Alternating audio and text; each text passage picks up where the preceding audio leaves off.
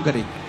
और ये ऐसी जनरेशन होगी जो गरीब से गरीब के पास भी जाएगी और उस शहर के एमएलए के पास और उस स्टेट के मुख्यमंत्री के पास जाकर भी प्रीच करेगी। और ये डरने वाली जनरेशन नहीं होगी, ये गिदोन की तरह खड़ी होगी, ये पतरस और पौलुस की तरह काम करेगी। आमीन। मेरे को खड़कने वाला चाहिए, शैतान को हिलाने वाला। और परमेश्वर ने मुझे बताया कि मेरे लोगों को पहले से बताना है कि इन लोगों का विरोध मत करना, क्योंकि आज बहुत से इंटरनेट पे धर्मी बने हुए लोग हैं, तो इन लोगों का विरोध मत करना।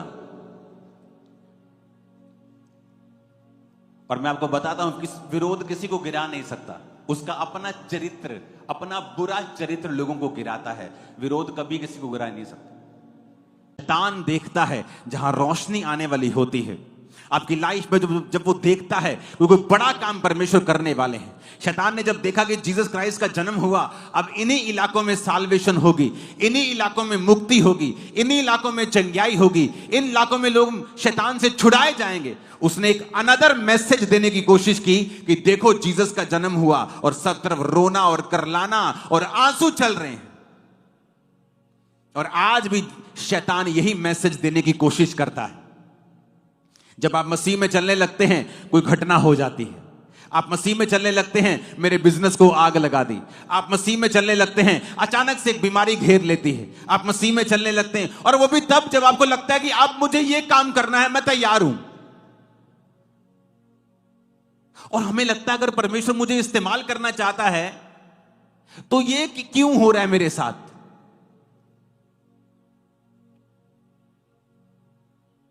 जब परमेश्वर ने 2007 में सेवकाई के लिए मुझे बुलाया तो मेरे सबसे बड़े तगड़े विरोधी पास्टर्स थे, मेरे अपने लोग।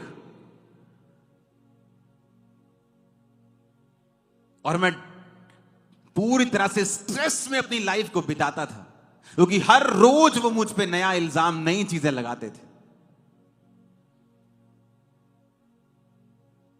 और जब ये सेवकाई शुरू हुई और मैं आगे अभी बढ़ना ही था, अभी सोच ही रहा था कि मीटिंग को स्टार्ट करें, मेरे को एक फीवर होता है। सबको हो सकता है, दवाई खाई ठीक हो जाएगा, 1 दिन 2 दिन, चलो 3 दिन, चलो 1 हफ्ता, चलो 15 दिन।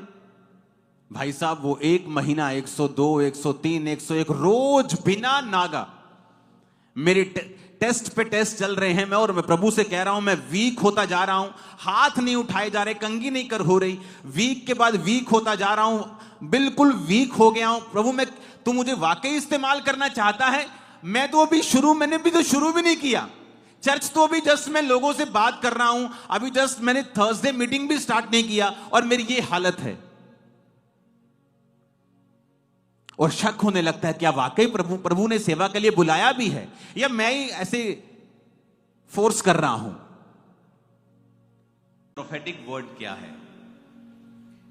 आने वाले समय में परमेश्वर ऐसे लोगों को उठाएगा जो अपने ट्रेडिशनल वे में प्रचार करेंगे। अगर कोई महाराष्ट्र से है तो जो पास्टर उठेगा उसकी वेशभूषा मराठी होगी, उसकी भाषा मराठी होगी। अगर कोई यूपी से है तो वो उस तरह की वेशभूषा में प्रीच करेगा, अगर कोई पंजाब से है वो उस तरह के।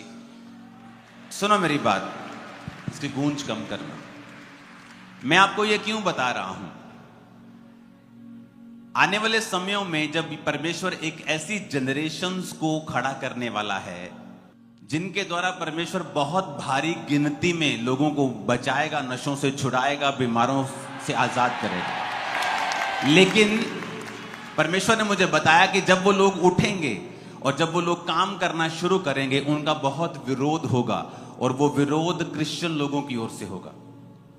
तो परमेश्वर ने कहा तुझे पहले से ही 10 साल पहले, क्योंकि 5 साल के बाद ये स्टार्ट हो जाएगा और 10 साल तक आते आते ये कंप्लीट होगा, तो आपको ये मालूम होगा, ये प्रोफेटिक वर्ड चलाया जाएगा क्रिश्चियन लोगों के सामने कि ये परमेश्वर ने पहले से बोल दिया था कि इन लोगों का विरोध मत करना, क्योंकि मैंने इन्हें खड़ा किया है। तो जब आने वाले 10 साल में आप उन लोगों को, एक नई जनरेशन को, एक नई तरह की चीजों को आप सुनेंगे जो पहले कभी नहीं सुना।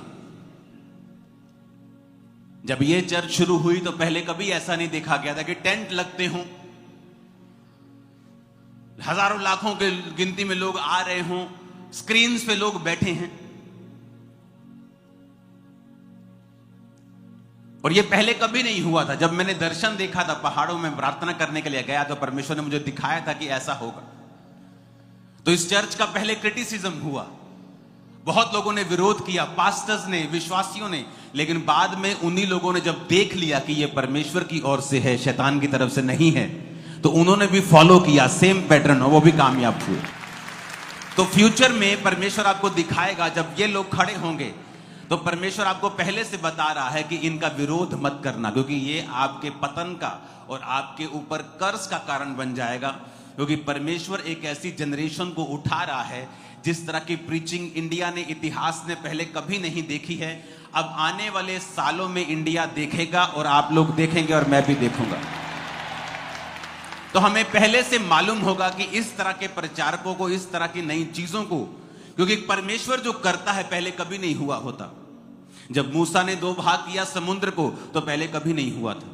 जब पौलुस अपने रुमाल से अपने देह को छुआ के दुष्ट आत्मा पे लगाता था, वो दुष्ट आत्मा निकल जाती थी, तो बहुत से लोग उसका विरोध करते होंगे कि यीशु मसीह के नाम का इस्तेमाल क्यों नहीं करता, ये क्या नया रुमाल लगाया है। क्योंकि पहले ऐसा कभी नहीं हुआ था।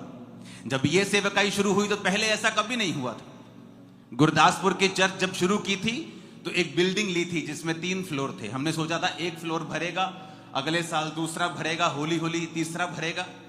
दूसरे दिन, दूसरे संडे वो 6 फ्लोर, यानी 3 फ्लोर और 3 उसके ओवरफ्लो भर चुके थे। ओवरफ्लो नीचे आ चुका था 2 संडे में। 4 एकड़ वहां जगह लेनी पड़ी। वहां कंस्ट्रक्शन भी चल रही है, धीरे धीरे चलती है। जिस तरह से फंड आता है, कभी रुक जाती है, कभी चल पड़ती है। लेकिन लोग इतने बड़े कि 2-4 दिन पहले मैंने 10 एकड़ वहां पे खरीदे हैं। अभी 14 एकड़ में चर्च लग रही है। अभी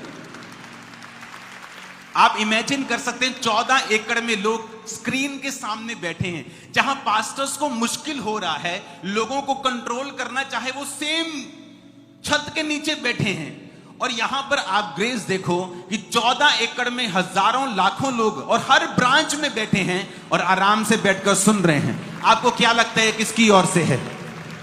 क्योंकि परमेश्वर जब करता है कुछ, वो ऐसा करता है जो पहले कभी नहीं हुआ होता।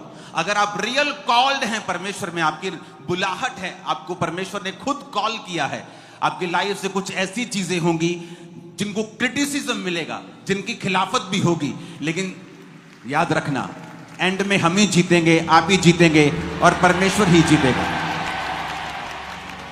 Hallelujah, hallelujah. आपने थर्सडे की मीटिंग देखी कि नहीं देखी?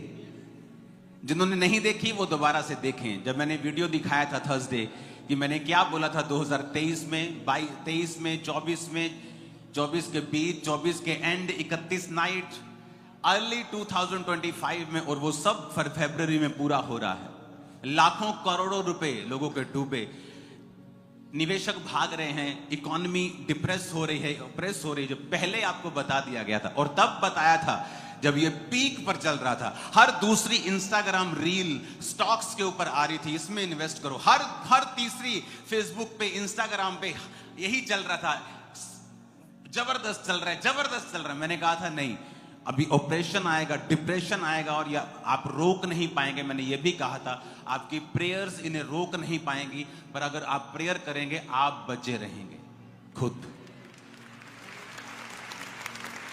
अब मैं आपको आने वाले समय में बता रहा हूं कि जब ये नई जनरेशन उठे, जब ये नई तरह की खेप तैयार हो, जिसे परमेश्वर ने अपने माइटी हैंड से तैयार किया है, जिनको वो चुन चुका है।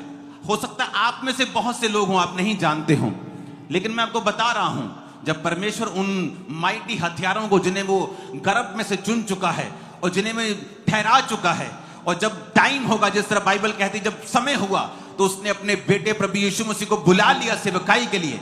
और जब समय होगा, इस जनरेशन को परमेश्वर बुलाएगा, तो ये माइटी जनरेशन एक हथियार बन के परमेश्वर में इस्तेमाल होगी और लाखों करोड़ों रूहें बचाई जाएंगी यीशु मसीह के नाम। और जहां पर टीवी नहीं पहुंच सकता, इंटरनेट नहीं पहुंच सकता, आप बोलेंगे टीवी इंटरनेट तो हर गांव गांव में है। मैं आपको बता रहा हूं, जो परमेश्वर कह रहा है मैं बोल रहा हूं। जहां टीवी नहीं पहुंचा, जहां लोग नहीं पहुंचे, ये जनरेशन वहां जाकर भी काम करेगी और जबरदस्त काम करेगी। और ये ऐसी जनरेशन होगी जो गरीब से गरीब के पास भी जाएगी और उस शहर के एमएलए के पास और उस स्टेट के मुख्यमंत्री के पास जाकर भी प्रीच करेगी। और ये डरने वाली जनरेशन नहीं होगी, ये गिदोन की तरह खड़ी होगी, ये पतरस और पौलुस की तरह काम करेगी। आमीन। मेरे को खड़कने वाला चाहिए, शैतान को हिलाने वाला। और परमेश्वर ने मुझे बताया कि मेरे लोगों को पहले से बताना है कि इन लोगों का विरोध मत करना, क्योंकि आज बहुत से इंटरनेट पे धर्मी बने हुए लोग हैं, तो इन लोगों का विरोध मत करना। और मैं आपको बताता हूं कि विरोध किसी को गिरा नहीं सकता, उसका अपना चरित्र, अपना बुरा चरित्र लोगों को गिराता है। विरोध कभी किसी को गिरा नहीं सकता। जितना विरोध इस चर्च ने देखा, किसी ने नहीं देखा यहां, लेकिन ये खड़ी है और स्ट्रांग होकर,